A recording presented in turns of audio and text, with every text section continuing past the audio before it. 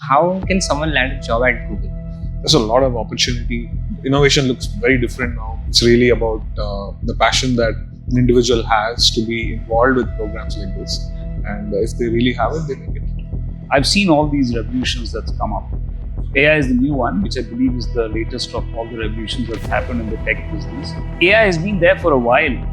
It's been there throughout my career, but it has never been taken the shape at the way it has taken shape. When it comes to Google startup program, how do you select a startup?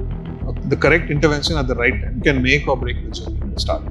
And I think one of the fundamental things that we focus on is, Considering there have been a lot of things happening in the AI world, what would you say is overhyped right now? I would say we should embrace all possibilities, because honestly, we don't know what's possible. Things move so fast that something that was true last week is not going to be true next week. Something that's overhyped today might not be overhyped tomorrow.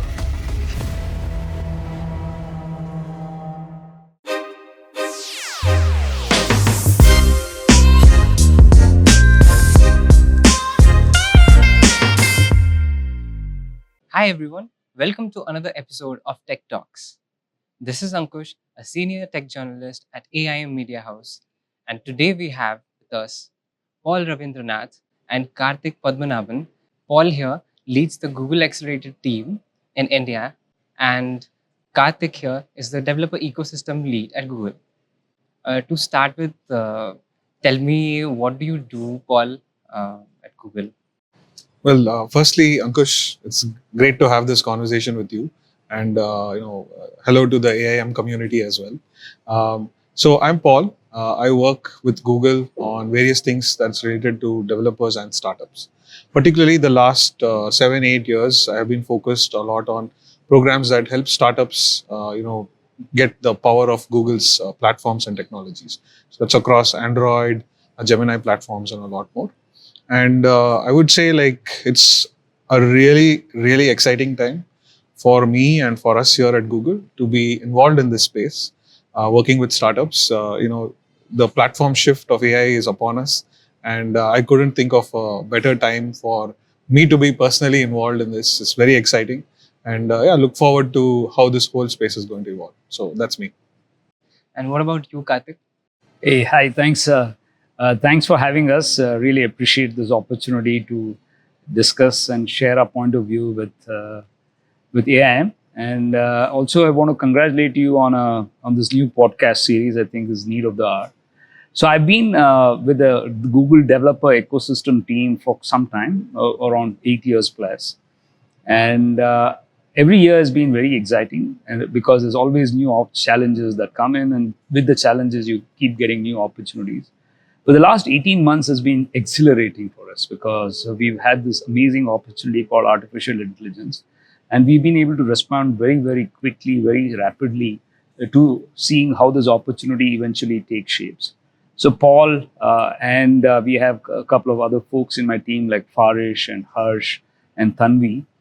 We all been partners in crime in working with our startups, working with our developers, working with our Google developer experts, and influencers, mentors, in making sure that we are able to harness all this energy to drive adoption of AI. So AI is very, very critical, very pivotal. We had some time back, I think, I've seen all these revolutions that's come up. AI is the new one, which I believe is the latest of all the revolutions that's happened in the tech business. I was fortunate enough to be in the industry when we had this client-server architecture, when we moved from centralized computers to a client-server kind of a architecture, which made distributed computing happen, which also had its own benefits, which helped penetration of usage of computers because a lot of people had personal computers, which helped computing go up. Otherwise, people had to go to mainframes and things like that. So we had mainframes. I saw a little bit of that. We had personal computers using client-server architecture. I saw a little bit of that. Immediately after the local area network, if you recall, we had this internet revolution that happened. And around that time, we had a lot of websites coming up, and then web applications was the next big thing. You had a plethora of people who jumped in and started becoming web developers. And then we had these mobile phones. Smartphones came, and then that started penetrating, and then mobile phones had internet on there. on their phones, and that gave access to more than 500 million, 600, 700, 800 million Indians to have access to that. That brought the Android ecosystem, and that got a lot of developers who started building the mobile applications. So that's the second level or third level of tectonic shift that's happened in computing. And then AI has been there for a while. It's been there throughout my career, but it has never been taken the shape of the way it has taken shape. And now this AI revolution is there in front of everyone here. And then we believe that that's the next step where the developers, startups, and the ecosystem is going to harness that. And we see that is evolving to something really big, which will definitely help humanity in a very positive way. So you both guys have seen a fair share of things in your career with Google. And Paul, I've noticed that you've been with Google for more than 18 years now. So how has your experience been at Google? Well, I'm thinking, where do I begin? And actually, the beginning is, for me at least, my professional career has been with the company. Google is everything that we read about. I think one of the reasons I'm here and many others have spent a while at the company is because of the kind of opportunities that we have, but also where Google is focusing on. Right? Where is Google spending our energies? And this space of startups and developers is so important for India. It's so important not just in India, all over the world, but the timing of this is so important. And companies that focus on being part of this, growing this ecosystem, being part of that journey, I think is making a big difference in the lives of a lot of people. So I'm very glad and grateful to be part of that kind of movements, and being part of this company. And Google focuses a lot on ecosystem development. Right? And some of the things that Karthik referred to, right? I mean, there are very occasional complete shifts, complete revolutions that happen, and we are going through one right now. And to be part of programs that can play a meaningful role in supporting that journey of innovation from a developer lens, from a founder lens, I think that's an immense opportunity. One with a great responsibility as well, especially if you have platforms that are fundamentally powering those kinds of solutions, like an Android or a Gemini family of models. And therefore, I think it's a space that I'm really glad to be part of, and with an engine that's really focused on driving that developer and startup innovation. And Karthik, you've observed basically computing solutions evolve in your career. So how would you say that while watching it closely at Google? How has been your experience with that? Yeah, so there's a lot of ground breaking changes that's happened on the technology, right? So in the last 8+ years I've been with Google, I've seen a lot of things change. One is, of course, in terms of the internet penetration at a grassroots level.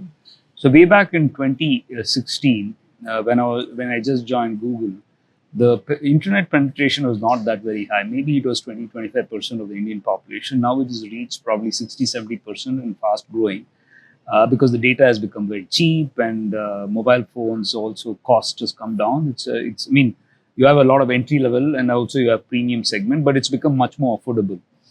And also there's a lot of shift that's happened from a technology perspective in terms of adoption and things like that. Then we had demonetization, then we had COVID, which has kind of made the reliance of people for doing their day-to-day work across all strata of the citizens or the community. You have to use mobile phone.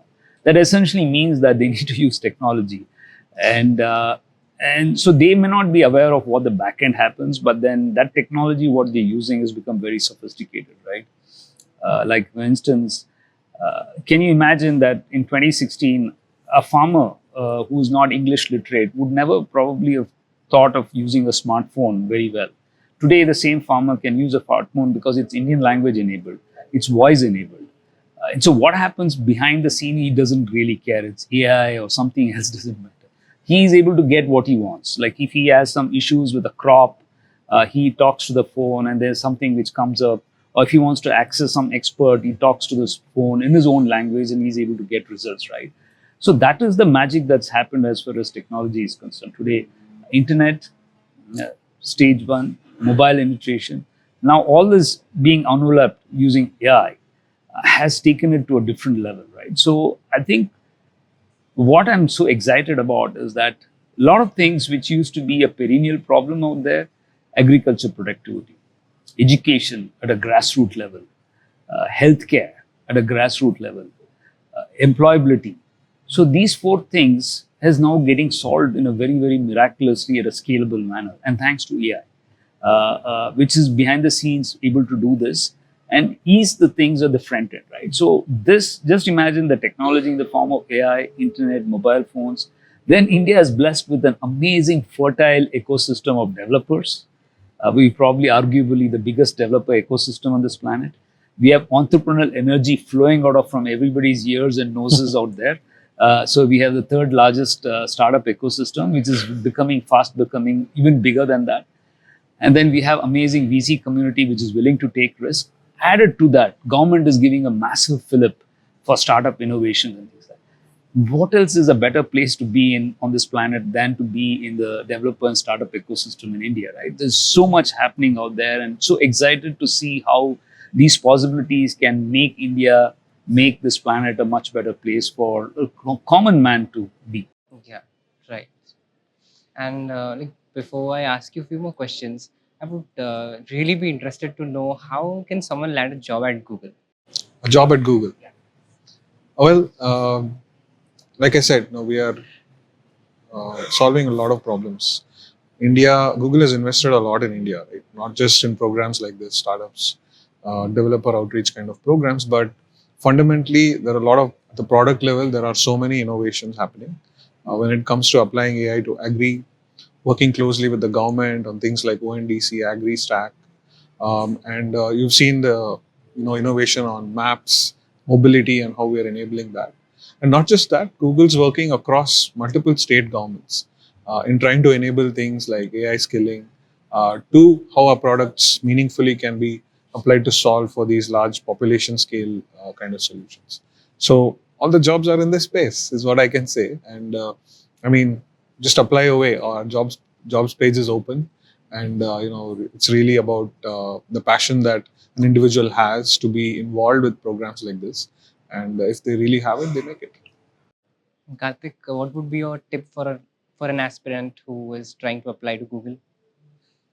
So I can only speak about myself, and the way I got into Google is essentially the only thing what I knew is what I already knew, and I needed to know it at a very depth level. So whatever you do, so I've always done it at a very deep level so that I really understand what it is, and so that will give you opportunities. So whatever you do, you have to be very good at it, and that is not only for Google, that is for anybody anywhere. So why only Google? You mean to say startup doesn't need good quality skills? Everybody needs quality skills. And how do you get quality skills? By getting to the depth of it. Like you can't be superficial or anything. Today, you want to join Google or any high-tech company or any startup, people are looking for depth. If you're very superficial, you will just be, those days are gone where you had multiple opportunities. Because now the run-of-the-mill employment opportunities is all being taken over by AI, as you know. Right? So machines are coming and take over. So how do you compete with machines? They can do your skills, repetitive tasks, very superficial things much better, much more efficiently than you. So how do you compete? So only way is whatever small things you take, you have to go at a depth. You have to go really deep and ability to bring the experience to bring the problem solving skills that are this thing. And second, you need to be also very passionate about it. If you're very superficial, people will see that through. And so if you're speaking to anybody, forget about Google or a startup. If I'm speaking to you, if I'm speaking to you for half an hour, and if I'm not showing passion to the subject, then you'll think I'm faking it. True. So everybody has that innate ability to judge a person. Right? That's why we're called humans. And Yeah, so you have to be good at whatever you're doing. It has to come from within. You have to be authentic. And one thing I'll add is, fundamentally, the way we learn it's changed. Like the way you learn about something today looks very different than what it was like just a few years back, right? So because of this fundamental shift in how a student learns, even in the setup of a college, that influences a lot on the future of work. Right? How that individual finds a space, in the kind of innovation industry that we're the engineering space. So that's important to follow as well. So I talk to a lot of students, and I'm an alumni of a college. I'm contributing there. I can see students learn a lot of things in a short span of time, right? And I think staying focused on the fundamental, the foundational pieces of problem solving, of understanding how to tackle a problem, I think that's still going to be like a core DNA you must cultivate and preserve. And then, like Karthik said, like there's a lot of opportunity. Innovation looks very different now because of the tools available to people to learn about new things. So I think it's about how students and others also like leverage these tools and meet the opportunity. Now we are here at Google's Anant office, which is the new office in Bangalore. Why Bangalore? Well, a couple of reasons. So one is Google has been here for more than 2 decades, and like I said earlier, we've been consistently investing in products that are very meaningful for the population over here. And not only that, but working closely with governments to build out really interesting solutions. So we've been growing across India. It's about talent that's available. It's about the way that we meet the opportunity with the right kind of resources. And it's not just Bangalore, right? There's growth in other Google areas as well. So we have an office in Hyderabad, Gurgaon. There's one in Mumbai as well, Pune. So wherever we need the right people to grow and build on these products, we're going there. We have 6 offices in India. I think we have Bangalore, Hyderabad, Pune, Mumbai, Gift City, and then New Delhi, Gurgaon. So, considering all of these investments into the Indian tech ecosystem, what do you think is Google's long-term vision in India? So our basic vision and our mission doesn't change for Google, right? So wherever it is, so the beauty of our mission statement and what vision is that to make information, democratize information, make it available to everybody. That is thing which is keeping us keeping the entire company in glue, and that's been there relevant for the last 2+ decades, and I don't see that changing dramatically, at least based on my ability to visualize it, right? So that continues to be there. But having taken that and applying that from an Indian context, I would say that how does Gemini 2.5 or the later versions of Google offerings can make a difference to the businesses, to the citizens, for a social cause, and help make India very strong as an economy, as a country, in helping businesses become stronger, in helping governments bring in better governance, especially when it comes to education, agri-tech, healthcare. So these are the areas which gives us goosebumps in terms of what's the possibilities of Gemini in India, and so we our goal and mission is not only working with corporates and enterprises using our Google Cloud offerings, we also work with a lot with government entities and government bodies. MeitY is a great example of how we've been working on certain projects.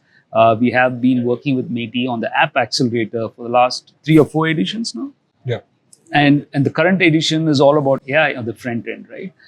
And so I think we have many opportunities to work with MeitY, and we also just engage with the enablement of a 10,000 startup for AIs again in collaboration with MeitY.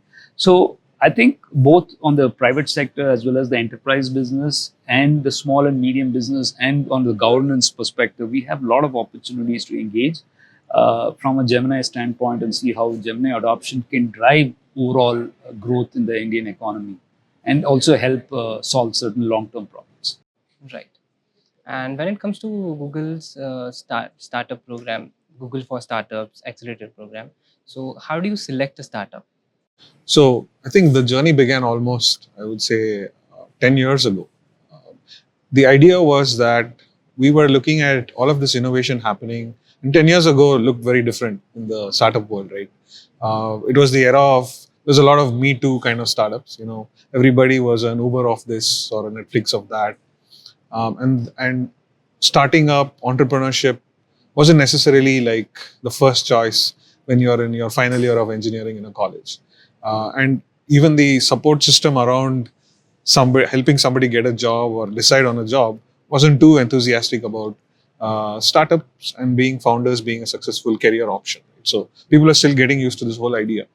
And therefore, we had this whole era where there was few people trying really deep things, and a lot of people trying to like build on those ideas or pick something that worked in Silicon Valley and see if it works in a different setting. Right? So that was kind of the context, and in that context, we were looking at okay, how can we play a meaningful role in fast tracking innovation, and how can Google play a meaningful role in supporting community and innovate together, right? Our view is that we want to be a partner in innovation, helping communities. We have these platforms. We want founders to build on them effectively, and we want to see how might we enable that whole journey. How can we fast track it, catalyze it? So that was the thinking behind starting this. How can we make all of this amazing information, platforms, mentorship through teams at Google more accessible to our founder community. And Google's about that, right? Making the relevant and best information more accessible so we can power the innovation. We started with a 1-week program at the time. It was called Launchpad Week. I think it's 2015 we started. We had Israel, we had Bangalore. And the idea was to find 10 of the best startups at the time. And even then, like Karthik said, AI was still there. Like we had ML and AI startups using it, although it looked very different at the time. We would select about 10 companies, sit with them for a whole week, mentorship, interactions, open up the industry experts to them, Google teams to them. So it started as a 1-week program. We support these companies to think through their product ideas, kind of validate their tech approaches with access to an expert and so on. Over the years, we started about 2016-17. We started, the first accelerator model, and this was based out of San Francisco. So from all over the world, we would select few companies and fly them with us to San Francisco, and founders from India would get that experience of being in the Valley, Silicon Valley, and getting access to expertise both from Google and from the industry. Right? And that was a pretty successful, I would say, foray. We had a lot of interest from startups. They valued this feedback. And most importantly, we got a lot of feedback and we got a lot to learn about our own platforms. Right? So what is a platform if it doesn't enable effectively? Right? So focusing on the user, the developer or the founder is kind of a core tenet at Google. So when we listen to them building on these platforms, giving us feedback, we can make it even more effective for future innovators. So I would say the accelerator model really validated that particular approach. So we, instead of spending just a week, we went on to spend like more than 3 months with a cohort. We spent a few weeks in San Francisco and we supported them virtually later on. So we were able to really find some amazing solutions, really great companies through that journey, the early journey. And we found this model working well. So today, over the years, we've expanded and we have more than 17 accelerators all over the world. And, I think 1,500 plus companies supported globally. And in India accounts for almost 250 of them. And we've been very thoughtful in our selection, very careful in picking these companies because we want to be able to support them effectively.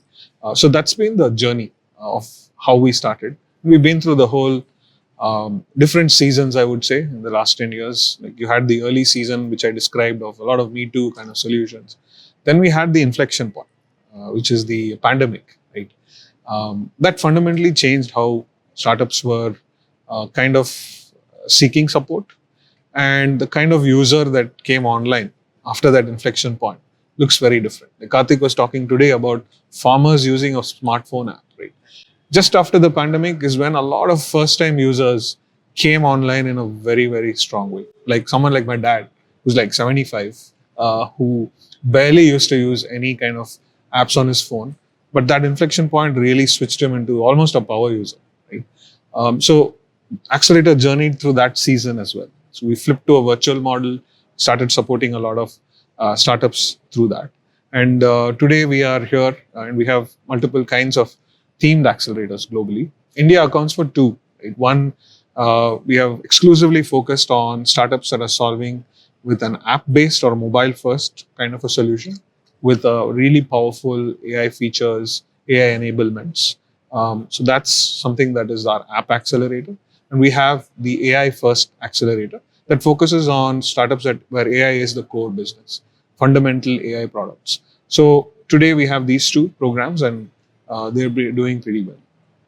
Um, Considering a startup is normally conscious when a big company is helping them, and I noticed that the startup program mentions it's equity free. So, how do you convince the startups to take Google's help to help them build? How do you convince there's no catch here? It's a great question. So I think see each the startup has many options, right? So when they need equity, they have a lot of options to raise equity from. And then when they need help on tech and engineering, a VC will not be able to offer that. VC can offer equity, and then he'll at best connect. Hey, go and connect with this person or that person who can give you some advice on solving problems. So our expertise lies in having come across some problems which we are familiar with and coming out with solutions. That's the expertise we bring, right? So it's not just technology. Technology is available. People can go through YouTube videos, they can go through training and then learn technology. But how to apply the technology in a real world problems, which we have already faced, is what we bring in the form of mentorship, in the form of coaching, through the accelerator program. That is of immense value. And second, we also collaborate with them in solving certain problems which are new, which we ourselves have not come across. So that becomes learning for us. So it is we share what we know, and we also together figure out how we can solve this problem so that our knowledge becomes related. So having done this over many years, right, 8, 9, 10 years, what happens is the knowledge becomes even more rich. The insights become even more rich, and we can share that even more. So that's the glue for which startups come to us, because they know once they are into this Google Accelerator program, they are able to come up with problems and problem statements and see how this 3-month duration or 6-month duration they can actually go through and solve this program. We also have an amazing system called the OKR, Objective Key Result Area Driven Model, which Google ourselves drive it internally, and we apply the same model for the startups. So they decide what their objectives is and what the key result areas is and by what time frame they want to go out and achieve that. And we work in a collective, collaborative manner so that they're able to meet that.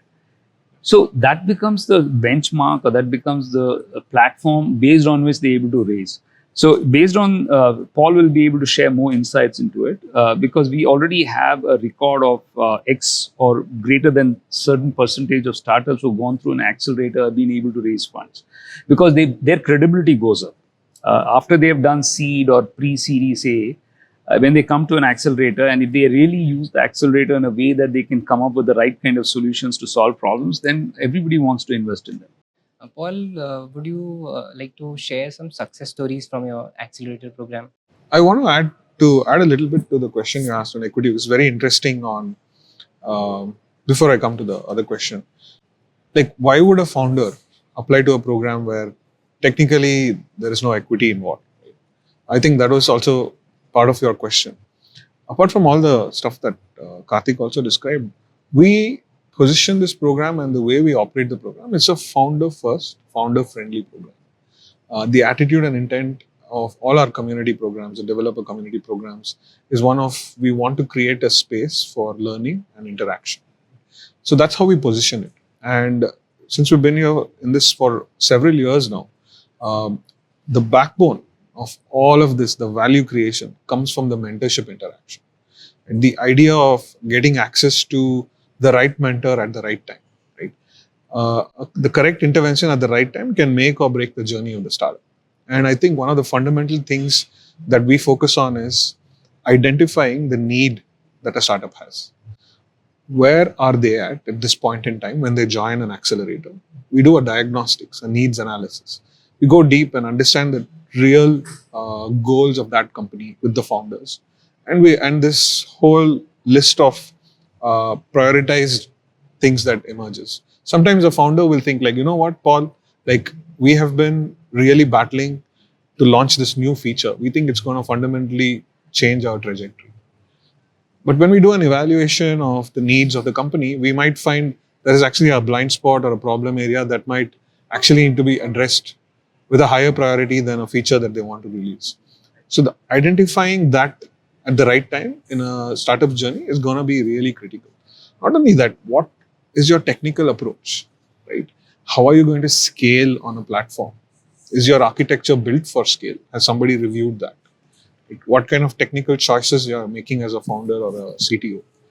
Those make or break the journey of the company. And that's the kind of insights that a program like Accelerator can bring in. Not just with access to more than 20 plus Google teams are available to these companies, but we actually bring the industry to them. We have experts outside who are not from Google. So people can get a 360 perspective. Right? I'm working on multiple tools.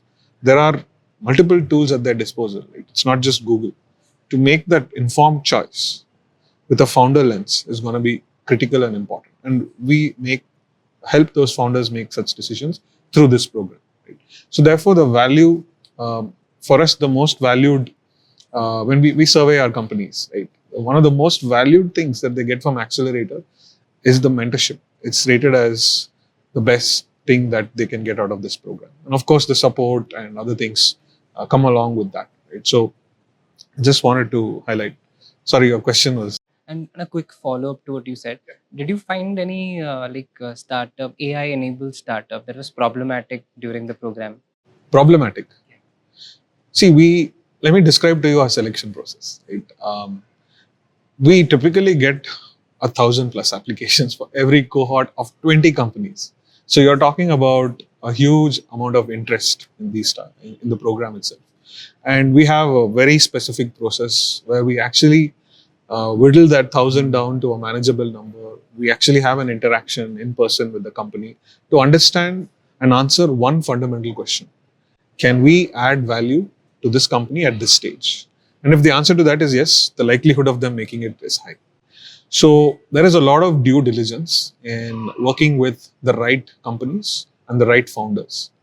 We haven't had any challenges. I mean, Indian founders are so driven and they're solving for such large and diverse problem statements that it's just, for me, it's fascinating every time I have to go and go through the applications. It's just an exercise in learning. It's a profile of all of the startups in India, right? So it's a great learning experience for me to just view that whole profile and then get to 20. You can imagine that's some of the best companies or founders that are working with us. So I wouldn't say there is anyone who's caused problems or anything like that. I think everyone's super driven. Everybody is passionate about the problem they're solving. They want to go solve it, right? And if they're working with Google or this program, one thing that I found with Indian founders is they know what they want.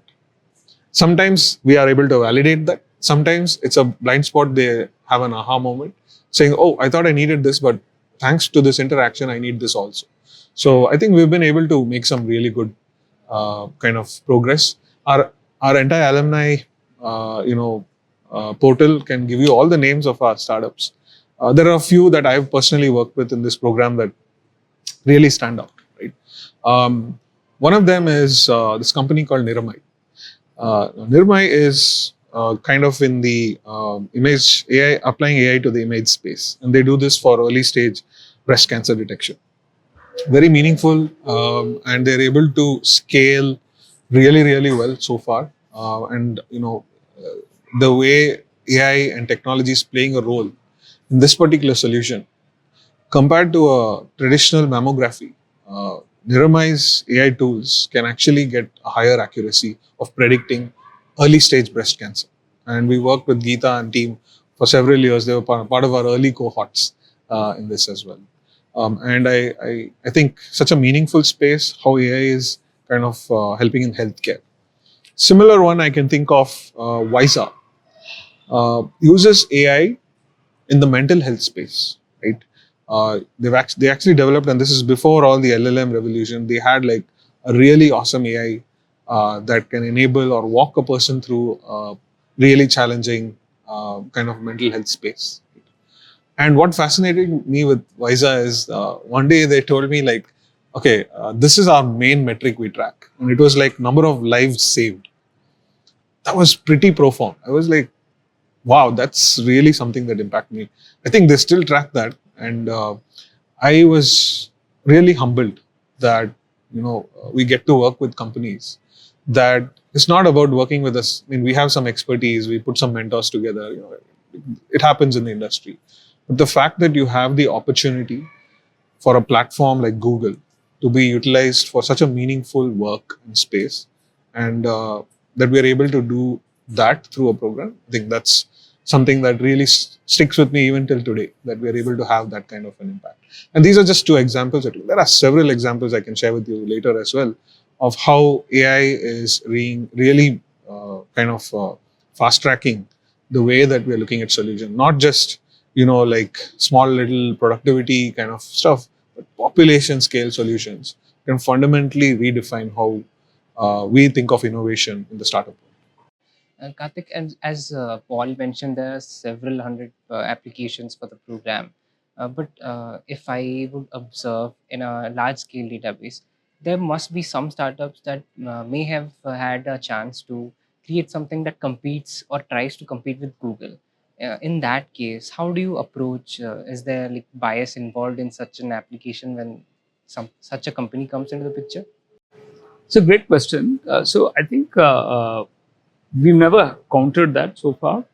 But assuming hypothetically, even if we counter that, uh, I don't see that as a big challenge for us, because as far as we find the team which is very passionate about what they want to solve, and they're really seeking guidance and help and leveraging this accelerator in a way that's going to help them. So it's going to become a win-win. So you never know how much, what is going to shape how things will happen a few years from now, right? So we don't really get into those kind of technicalities. As far as the interest from the founders is very genuine, and they go through the interview process and things like that, and they're able to crack that, then I think that's the main criteria for us to get them on board. And you mentioned the Ministry of Electronics and Information Technology working with Google. How is Google working with MeitY to help all the AI startups? So I think it's an important partnership, right? I think the government through MeitY and MeitY Startup Hub, they're doing a lot of great work to support innovation in the country. And we've worked with MeitY Startup Hub not only for our more recent accelerator cohorts, but as part of the AppScale Academy program that we had launched a few years back. We work very closely with them to work with app developers, all over India. And this program was quite successful. We had like hundreds of app companies getting lots of mentorship and other things from Google. And it kind of grew into a new accelerator, right? Which focuses on 20 companies in a cohort, really deep focus, making sure that they're AI powered and how do we enable that AI powered journey. So MeitY is a partner to all Google startup efforts in general, and particularly with our accelerator, we've been able to work with them a lot. They help us in many ways. Right? So one of the couple of ways I can really share is like, MeitY's vast network of startups, they really help us find the right companies. I think, we have thousands and thousands of startups applying to the program. So getting to the right folks matters. And I think MeitY's help in making sure that we're spreading the word about these kinds of efforts, working with us closely on it, really helps. Right. And what would you suggest a developer or an engineer right now who wants to build something in the AI space? So the whole terminology of building has changed a lot now, right? People used to take months and weeks, in some cases years. Now it's come down to hours. Yeah. Okay, so the whole landscape has changed, and so for you to build something, you need to understand what problem are you building for. So the fundamentals don't change. Even when it took years to build a product, Even when it took months to build a product, even now when it takes weeks or hours to build a product, the one thing which fundamentally is not changed is your ability to understand the problem. Right. That doesn't change. Even AI comes, AI doesn't come. Your ability to understand the problem is your only uniqueness. Rest all you can get tools to help you solve the problem. But if you don't understand the problem at a very intrinsic level, and if you're not passionate about understanding the problem, your solution will not be up to mark. So the fundamentals have not changed as far as starting up is concerned. Maybe you're able to, the window has come down of building products, then failing, and then retrying, iterating. But the basic foundation in terms of your ability to understand the problem at a granular level and continue to keep invested in that, right? Because what you think is a problem solved, some other tertiary problem will come that will lead to something else, right? So how do you keep focused on problem solving and scaling that solution for that problem is what is the game. And that has not changed. Technology will come, something else will come, but that will be there as far as mankind is around. And if you look at this, you think about how to innovate efficiently. Right? I mean, today with Google's Firebase Studio, you can technically prototype an app and even deploy it, put in a Gemini API key, unlock the power of 2.5, and you have this thing that probably would, like Karthik was saying, in a couple of days you build something that might have potentially taken you much longer than that. So I think the efficiency of how you might end up building, so the testing things, versioning, trying out different ideas, right from just an idea board that you might have to a production level product. I was talking to some friends who run an agency that client reached out to them with like an idea to build a certain kind of an app, and typically they would have taken requested for at least a week's time or a month's time sometimes to share them a prototype that would not actually be working but looks like a final product, what it could look like. So this person replied within 3 hours with a working prototype, saying that, look, this is what it could look like, landed the deal. Right?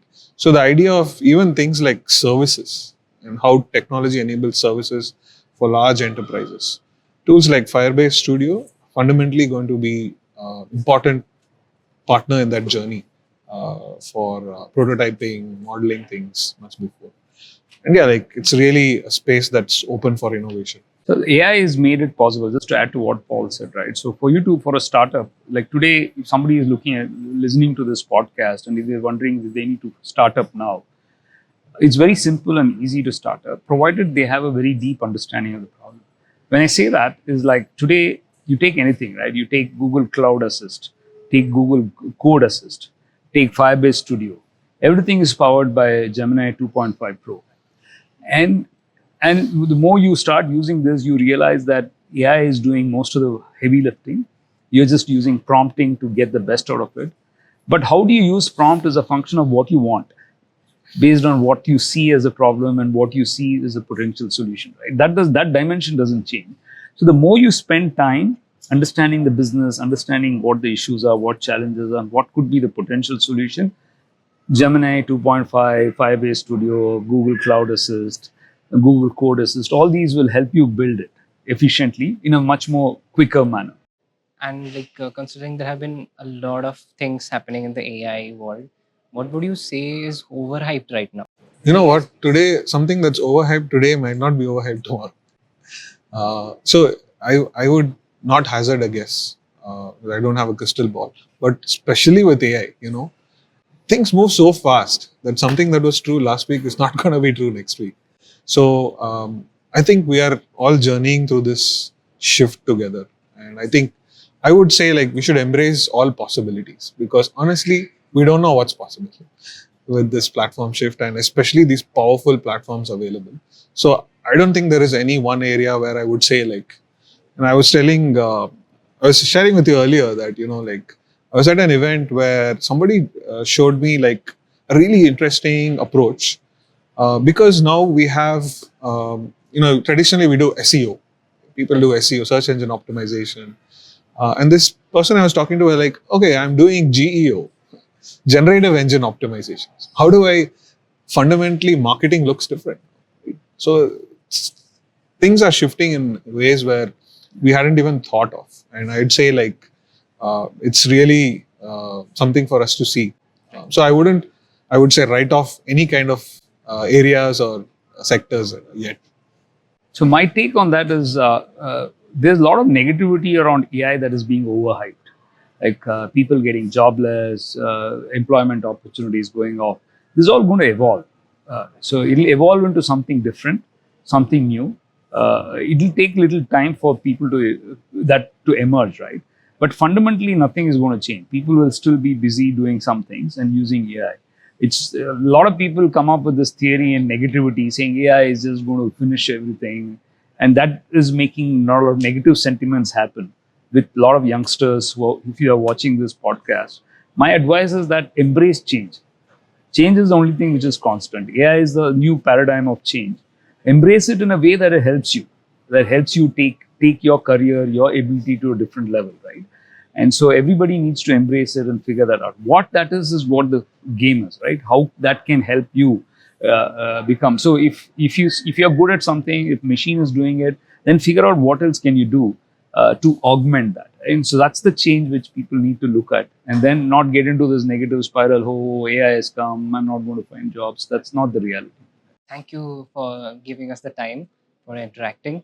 And it's been a wonderful conversation with you to learn about how Google is helping AI startups and what do you think of AI in general. It was lovely having a conversation with you.